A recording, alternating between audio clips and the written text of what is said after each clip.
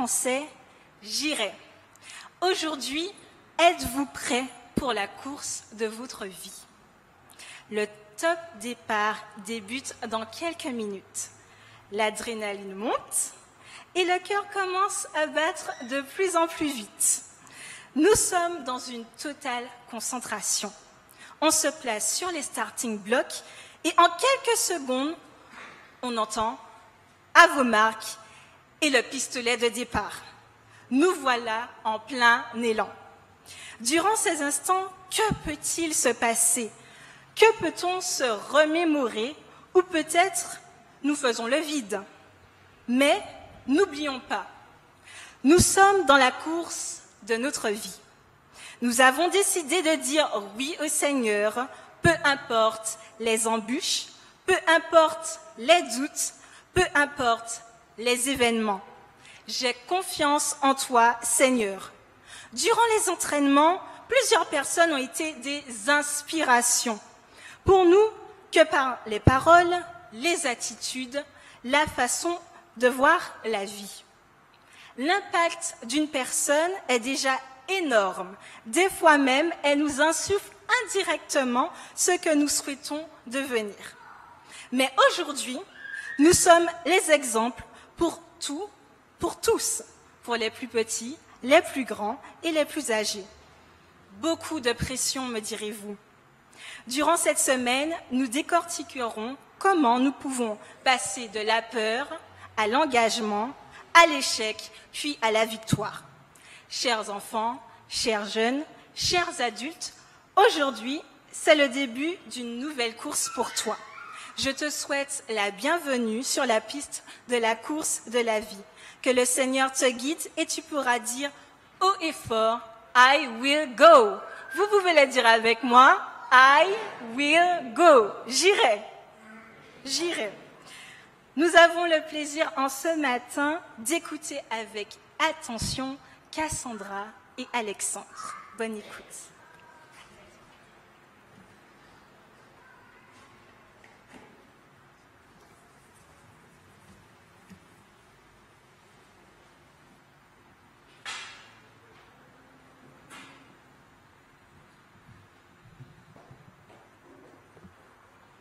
Avant d'écouter nos bien-aimés, j'invite l'Assemblée à se lever, s'il vous plaît. Nous allons lire la parole de Dieu. Nous partons dans le livre d'Ésaïe, chapitre 41, au verset 10. Et l'Éternel nous dit, « Ne crains rien, car je suis avec toi. Ne promène pas des regards inquiets, car je suis ton Dieu. Je te fortifie, je viens à ton secours. Je te soutiens de ma droite triomphante. Puisse l'Éternel bénir sa parole dans notre cœur. Amen.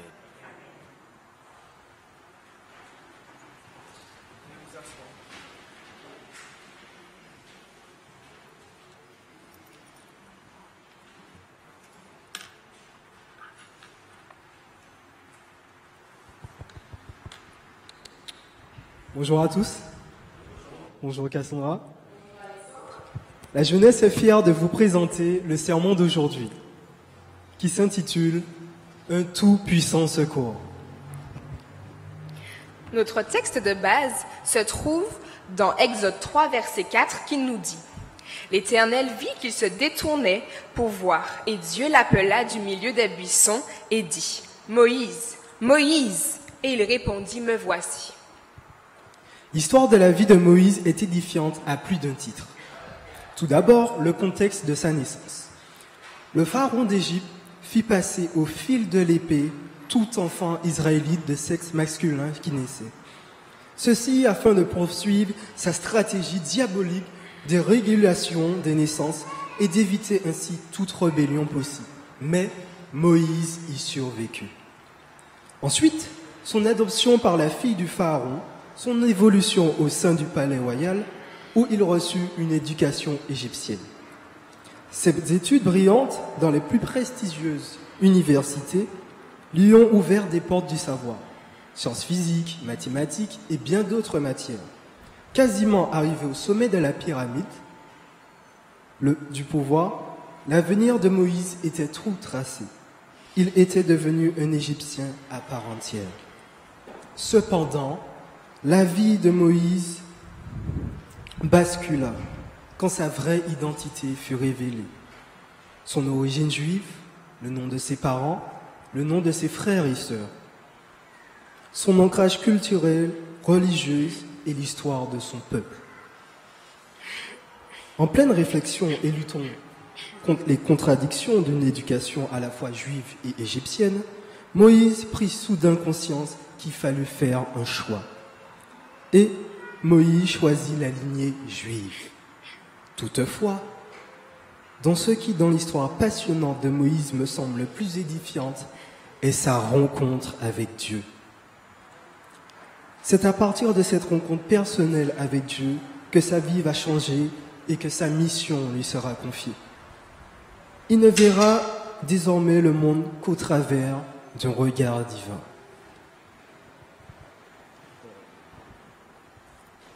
Il y a au moins 3 leçons que nous pouvons tirer de l'histoire de Moïse, n'est-ce pas Alexandre? C'est exact.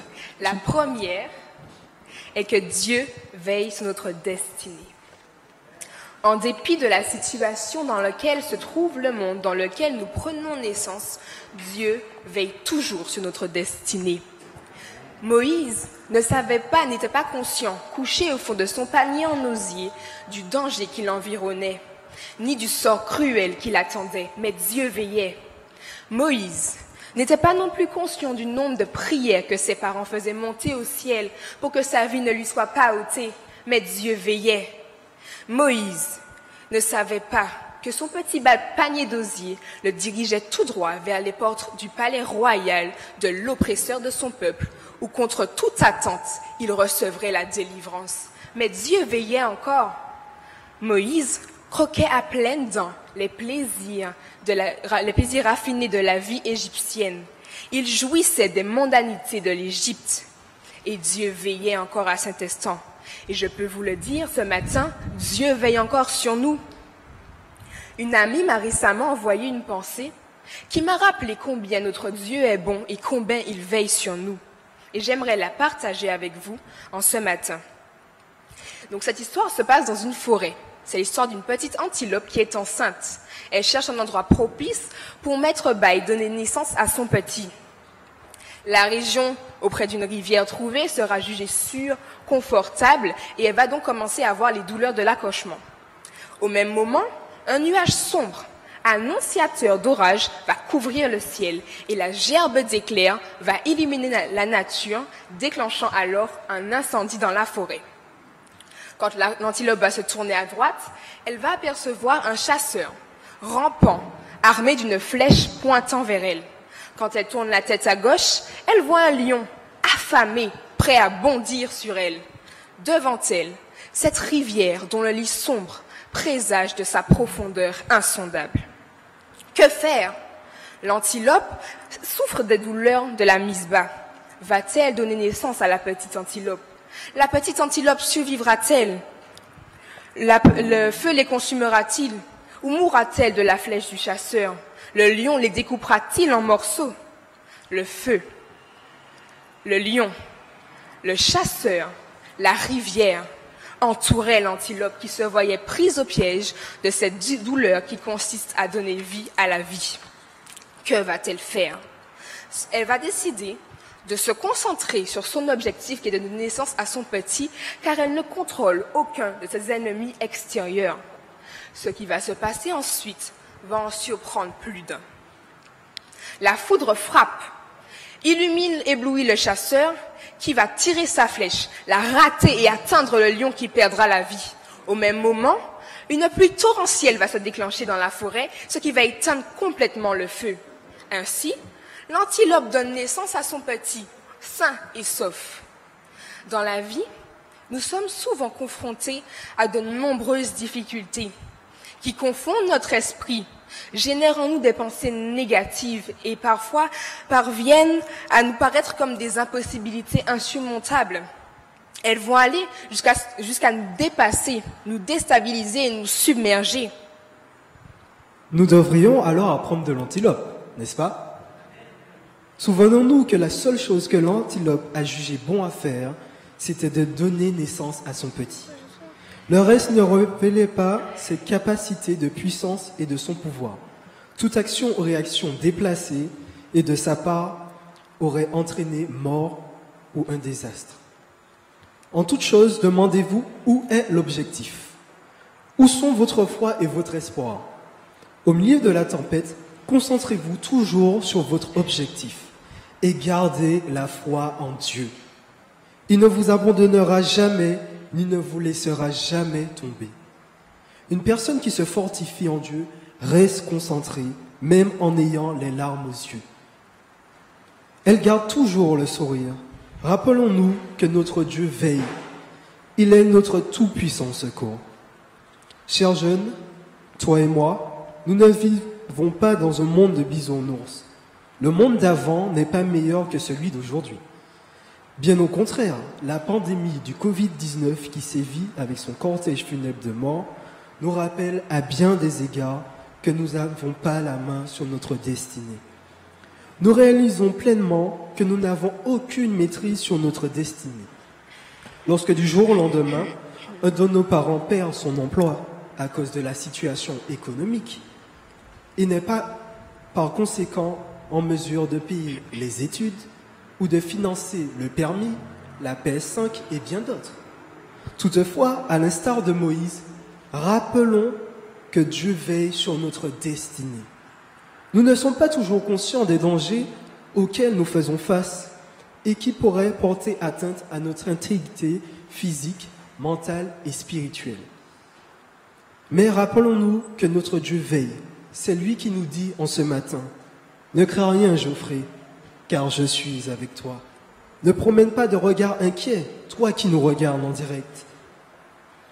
Car je suis ton Dieu, je te fortifie, je viens à ton secours. Je te soutiens de ma droite triomphante. » Ésaïe 41, verset 10. La deuxième leçon que nous pourrions tirer de la vie de Moïse est que nous devons connaître notre véritable identité. Moïse a pu croire qu'il était le fils du Pharaon. Moïse a pu croire qu'en dehors de sa famille et ses amis, que son cercle de sa famille et ses amis se limitait au cercle fermé de l'élite égyptienne. Moïse a pu croire qu'en dehors de l'Égypte et de ses dieux, il n'existait aucune entité créatrice. Moïse a aussi pu croire que le monde se scindait en deux, les forts face aux faibles, les pauvres contre les riches, les dominés face aux dominateurs, les savants contre les ignorants, les maîtres avec leurs esclaves. Il a pourtant réalisé que ce en quoi il vouait une foi aveugle n'était pas la réalité. Il s'était lui-même fourvoyé en absorbant, telle une éponge sèche, les informations qu'il avait reçues de l'oppresseur égyptien. La question que nous devrions nous poser est la suivante. Comment connaître notre vraie identité lorsque celle-ci est définie par celui ou celle qui nous est alignée? Notre identité n'est pas définie par la religion, par la culture, par l'art ou la philosophie. Elle ne s'arrête pas au nombre de zéros sur notre compte bancaire, ni à notre statut social, au type de personnes que nous fréquentons, aux habits que nous portons. Notre identité est définie en Dieu lui-même. Notre identité se définit dans les paroles, les leçons que nous aurons issues de la Bible, la parole de Dieu, car c'est lui le Créateur. Moïse a trouvé sa véritable identité en se détournant de l'Égypte et se tournant vers Dieu. Et David témoigne à sa manière, dans Psaume 139, versets 13 à 14, que son identité est en Dieu. Lisons ensemble. « C'est toi qui as formé mes reins, qui m'as tissé dans le sein de ma mère. Je te loue de ce que je suis une créature si merveilleuse. Tes œuvres sont admirables et mon âme le reconnaît bien. » Nous ne sommes pas définis par ce qui est écrit sur notre passeport. Notre identité ne s'arrête pas à ce qui est écrit sur notre carte d'identité. Nous ne sommes pas n'importe qui et notre identité va bien au-delà de cela. L'apôtre Pierre fait même référence à ceux dont l'identité est résidée en Christ lui-même, en déclamant dans 1 Pierre 2, verset 9. Vous, au contraire, vous êtes une race élue, un sacerdoce royal, une nation sainte, un peuple acquis, afin que vous annonciez les vertus de celui qui vous a appelé des ténèbres à son admirable lumière. La troisième leçon que nous pourrions tirer de la vie de Moïse est que nous devons avoir une rencontre personnelle avec Dieu. Mais dis-nous en plus, Alexandre. S'il est vrai que durant sa plus tendre enfance, Moïse avait reçu une éducation religieuse basée sur ses croyances juives de ses parents, il n'avait pas pour autant rencontré personnellement Dieu. Moïse avait certainement appris la Torah. Il connaissait aussi les berceuses et d'autres chansons, en lien avec l'expérience religieuse, spirituelle de son peuple. Disons-le clairement, Moïse a passé toute première année de sa vie dans un foyer où on adorait Yahweh. Cependant, Moïse n'avait pas encore fait la rencontre personnelle avec Dieu. Sa foi n'était qu'une foi empointrée. Sa foi n'était pas la sienne. C'était celle de ses parents et celle de son peuple. Tout comme Moïse, nous sommes peut-être trop nombreux en tant que jeunes adventistes à avoir adopté une foi de substitution. Celle de nos parents, celle des pasteurs, celle de l'Église, certes, mais pas la nôtre. D'ailleurs, les études relèvent qu'à la majorité des jeunes qui laissent l'Église Cela est dû au fait qu'ils n'ont pas d'expérience avec Dieu et qu'ils n'ont pas fait de rencontre personnelle avec leur Sauveur. En fait, grandir dans une famille adventiste, c'est bien. Célébrer le sabbat, c'est bien aussi. Mais la foi ne s'affermit pas. La foi s'affermit que par la rencontre personnelle avec Dieu, ou l'expérience faite avec Christ au quotidien. La rencontre de Moïse avec Dieu a changé sa vie et ses projets, ce qui lui a permis de réorienter ses choix.